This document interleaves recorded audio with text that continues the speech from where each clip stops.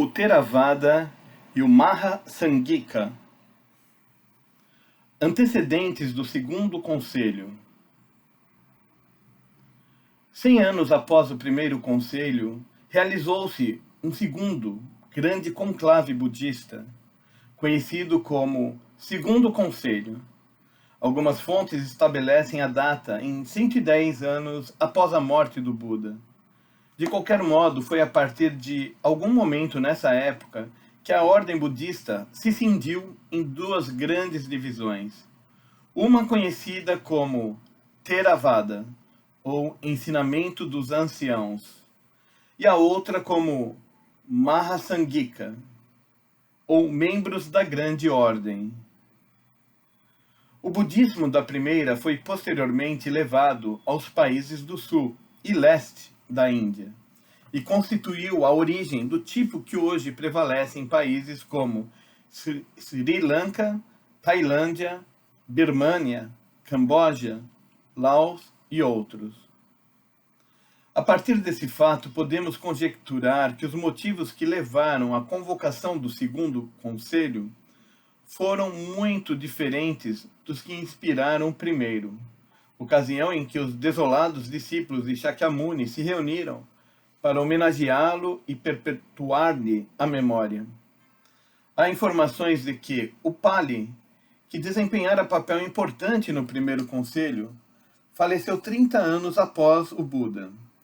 E podemos supor que a maioria dos discípulos restantes desapareceu mais ou menos na mesma época.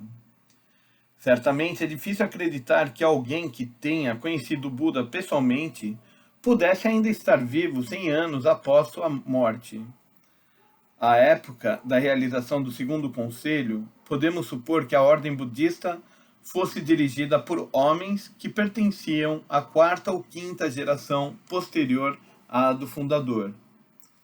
Nesses 100 anos, os tempos mudaram muito, sem dúvida alguma, como também o estilo de vida do povo da Índia, sendo provavelmente inevitável que divergências houvessem surgido sobre a maneira como deviam ser interpretadas as prescrições e doutrinas de Shakyamuni.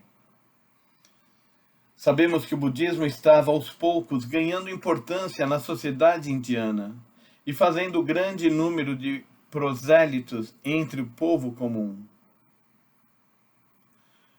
Uma prova desse fato é a alegação de que o Mahasanghika tinha apoio principalmente entre os crentes leigos, o que indica o grau em que a nova religião se disseminara entre o povo comum. Simultaneamente, aumentava também o número de budistas em meio aos governantes e nobres das cidades, bem como entre mercadores e artesãos. Mosteiros foram fundados em numerosas regiões, e a religião, irradiando-se de sua base na Índia Oriental, em volta do reino de Magadha, gradualmente se espalhou em todas as direções. Uma divergência de opiniões a respeito de preceitos deu origem à convocação do segundo conselho. Um grupo de monges da tribo Vadi, originários da cidade de Vaishali, propuseram uma nova interpretação dos 10 preceitos, as regras básicas de disciplina dos monges da ordem. O conselho foi convidado para pronunciar-se sobre a validade dessa interpretação. Os monges de Vaishali redigiram uma lista de 10 atos ou procedimentos até então proibidos aos membros da ordem e propuseram que fossem declarados permissíveis. O primeiro item, por exemplo, propunha que os monges pudessem armazenar sal. Anteriormente, fora proibida a acumulação de todos os tipos de alimentos. Outros itens lhes teriam permitido comer após o meio-dia, o que era habitualmente proibido. Utilizar em certas circunstâncias esteiras de dormir e mantos que se desviassem do tamanho prescrito. E tomar certas bebidas também geralmente proibidas. O último item que dava aos monges liberdade de aceitar presentes em ouro e prata era aparentemente o mais controverso, uma vez que a aceitação de todo e qualquer tipo de esmola monetária fora rigorosamente proibida no passado. Conforme se pôde ver, os monges da época levavam uma existência altamente limitada e que seria difícil de imaginar que fosse tolerada pelo clero budista dos tempos modernos, pelo menos no Japão. Naturalmente, se um homem da sociedade indiana da época resolvia deixar a vida comum e tornar-se monge, devia estar inteiramente disposto a cumprir a disciplina estrita da ordem. Ainda assim, não podemos deixar de pensar que o tipo de ascetismo rigoroso que proíba que os membros da ordem guardem sequer um pouco de sal, ou exija que lhes receba a aprovação antes de tentar organizar os detalhes mais ínfimos de sua vida, deve forçosamente reduzir e debilitar a humanidade básica das pessoas a eles sujeitas. Na verdade, inibe o próprio espírito de iniciativa e ação enérgica, necessários para realizar o principal objetivo da ordem, qual seja a propagação dos ensinamentos do Buda. Uma das razões por que a ordem caíra nesse ascetismo altamente regulamentado era que os monges haviam desenvolvido forte consciência de si mesmos como uma classe especial na sociedade. Consideravam-se como um grupo à parte do tipo comum, de homens e executores de práticas religiosas especiais. Podemos supor que essa consciência de si mesmos, como indivíduos diferentes, os teria levado a elaborar regras ainda mais detalhadas e rigorosas no tocante à vida que levavam. A verdadeira disciplina, contudo, não deve ser algo imposto de fora ao indivíduo. Deve brotar instintivamente de dentro do homem e formar a base de seus contatos com o mundo externo. Aparentemente, isso não aconteceu com os primeiros monges budistas. Na verdade, foi a vontade de se isolarem do mundo exterior que lhes inspirou as regras de disciplina, que por seu turno os isolaram da sociedade como um todo.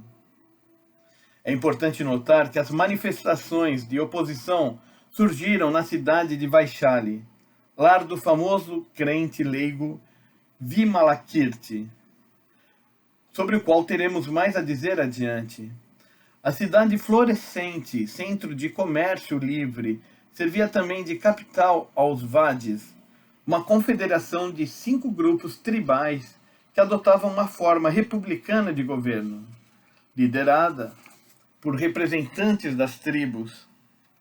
Dada a atmosfera relativamente progressista e cosmopolita da cidade, é fácil imaginar a eclosão entre os membros da comunidade budista local de um novo movimento que procurasse romper a concha do isolamento orientado pela disciplina. Inicialmente, o budismo tinha por objetivo todos os homens e mulheres da sociedade e nunca se devia ter permitido que se tornasse propriedade de uma única classe especial. Tal era a alegação dos líderes do novo movimento, que pediam a volta ao espírito original do budismo, da forma como fora proposto por Shakyamuni. Os 10 preceitos defendidos pelos monges Vadis lhes teriam permitido praticar certos atos antes, então proibidos, aos membros da ordem. Não se passou muito tempo, porém, as notícias das inovações que propunham chegaram aos anciãos mais conservadores da ordem, que as receberam alarmados. Aos olhos desses monges mais idosos, eles mesmos, observadores rigorosos das regras de disciplina estabelecidas pelo primeiro conselho, o aparecimento de monges que intencionalmente violavam as regras constituía ameaça da mais alta gravidade para a ordem. Pouco tempo depois, certo número de monges idosos procedentes de toda a Índia reuniu-se em um jardim na cidade de Vaishali, a fim de estudar o problema. Foram escolhidos 5 monges como representantes dos que vinham da região oriental, e outros 5 para falarem pelos provenientes da parte ocidental da Índia, e encarregados da tarefa de examinar os 10 preceitos, propostos pelos dissidentes de Vaishali, à luz dos ensinamentos sobre disciplina aprovados e instituídos pelo primeiro conselho. Depois de taxá-los como as 10 coisas ilícitas, esses monges submeteram seu libelo aos demais para confirmação formal. Cumprida essa parte, o líder da reunião escolheu 700 monges e mandou-os fazer uma recitação coletiva dos sutras e regras de disciplina, exatamente como Mahakashyapa fizera à época do primeiro conselho. Chegou assim ao fim do segundo conselho, ou a reunião dos 700 monges, como é às vezes chamado. As propostas dos monges Vadis foram rejeitadas em sua totalidade pelos anciãos da ordem. Pessoalmente, não posso deixar de achar que essas reivindicações justificavam-se até certo ponto. Digo isso porque me parece que os anciãos, dando toda a ênfase à onipotência e intocabilidade das regras de disciplina, haviam se desviado em espírito da largueza de visão e tolerância de Shakyamuni, que ensinara a homens e mulheres a viver como seres humanos. Afigura-se, por conseguinte, que a ordem budista, 100 anos após a morte de seu fundador, chegara a um ponto em que precisava de reforma. Na verdade, há informações de que o próprio Shakyamuni sugeriu que as regras governantes da ordem poderiam ser um tanto modificadas ou, em alguns casos, revogadas, contanto que os membros estivessem de pleno acordo no particular. A atitude de Shakyamuni no tocante às regras de disciplina é ainda indicada pelo fato, relatado em O Buda Vivo, de que, quando o discípulo Devadatta propôs as chamadas 5 práticas, um conjunto de preceitos que teria imposto severo ascetismo aos monges, Shakyamuni as rejeitou categoricamente. Ele fora um homem de grande generosidade e profundeza humanas, que, longe de tentar impor um conjunto fixo de dogmas ou regras de disciplina aos demais, tivera o gênio de adaptar-se ao caráter individual específico daqueles a quem se dirigia, e aos quais expunha as verdades do Dharma de modo a torná-las autenticamente cheias de sentido. Não era um disciplinador, mas um autêntico homem de liberdade, propugnador do maravilhoso poder e vitalidade da força vital. À época do primeiro conselho, houve considerável divergência de opinião sobre o quanto de ênfase devia ser posto nas regras de disciplina. Não tendo os participantes conseguido chegar a uma decisão sobre o assunto. Em vista disso, segundo as escrituras, Mahakashyapa determinou que os preceitos estabelecidos para a ordem, por Shakyamuni, fossem cumpridos sem o menor desvio. Como resultado, parece que os monges se deixaram dominar inteiramente pela observância das regras de disciplina, ao mesmo tempo que as doutrinas da nova religião se tornavam tão fixas que não se julgou mais permissível a liberdade de interpretação.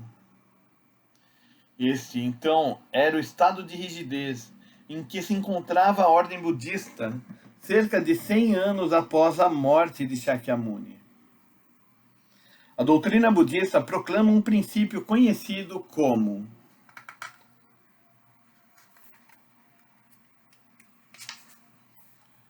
Zuiho Bini.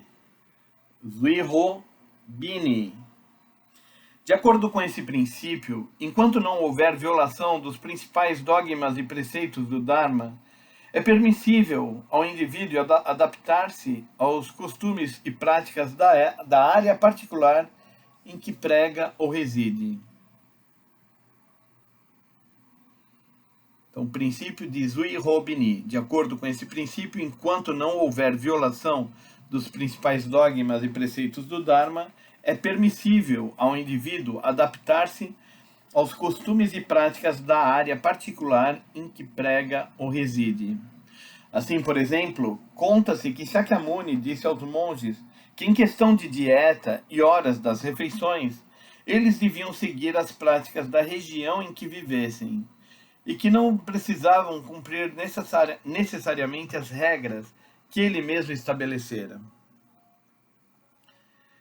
Esse talvez seja o motivo por que os 10 preceitos dos monges Vadis contêm tantas alterações no que diz respeito a refeições.